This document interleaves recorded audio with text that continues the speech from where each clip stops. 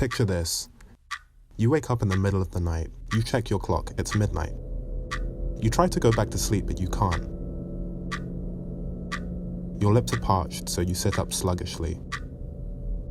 You get out of bed and walk out of your room.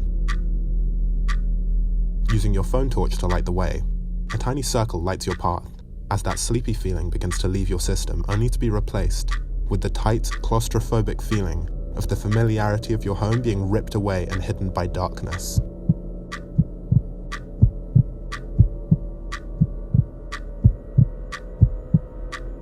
You find your sync through muscle memory. Your movements are slightly uncertain. You have to put down your phone to turn on the tap, and you're surrounded by nothing but the slow sound of water filling up a glass.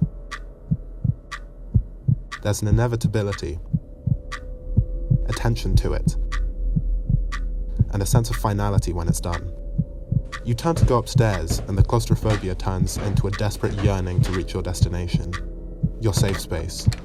You speed up, fumbling through your familiar yet distant surroundings, until you feel the warmth and comfort of sleep.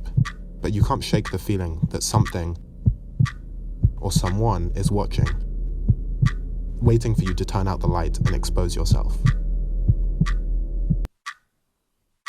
That feeling of vulnerability, the tickling sensation on the back of your neck, is most commonly referred to as fear, and is generally built up slowly and utilized in most films nowadays, but especially in horror films.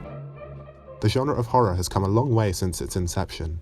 We've gone from Dracula lurking in his giant spooky castle, to the entire population of the United States having newt clones who live in tunnels underground, who are led by a kidnapped human called Red. Not to say this is an issue by any means though. The genre as a whole has developed significantly over the years, which has led to a variety of unique spins on the idea of horror. But this has, however, led to oversaturation of films that seem to follow the same rough plot. This is most prevalent in films involving the paranormal, with tropes like possession or creepy dolls. However, unlike the superhero genre, horror films seem to be learning, with a lot more unique films coming out like Get Out, The Blair Witch Project, or the recent progressions in the world of analog horror.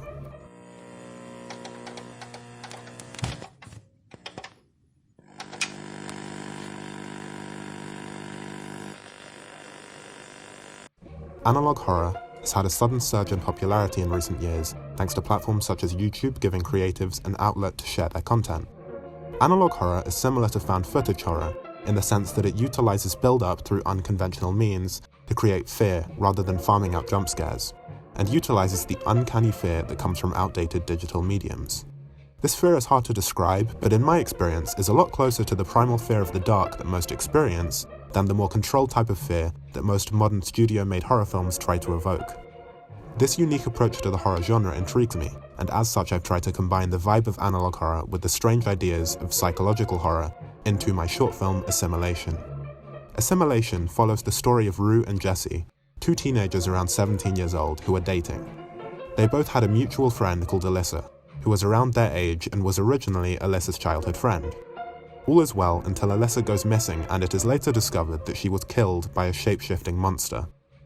Rue and Jesse find a DVD with footage of Alyssa's death on it, which leads to a rift in their relationship, which leads to Jesse's death, and the realization for Rue that she was in love with Alyssa the whole time. This story will be told very visually and will have several dreamlike sequences in which the fate of the scene is up in the air, which I think is sometimes, if used correctly, the best way to create fear in an audience, as the mind is the most powerful force for creating an effect, as we as humans often fill in the blanks, the darkness of a house at night, a dark street, with the worst things imaginable. Within this film, I will be trying to address mental health issues and prejudice within the queer community, and how this is relevant nowadays. I think this is really important, as especially in the horror genre, these tropes are often used as punchlines rather than being tackled tastefully and seriously. This has to be executed perfectly though, so I'll need to make sure I plan the shots meticulously along with the script and leave time to edit everything to a high standard. This project will be filmed in mid-April and pre-production is already underway. If you're interested in being involved in this film or want to keep up to date with news about it, DM me on the Instagram in my Linktree and keep an eye out for new details.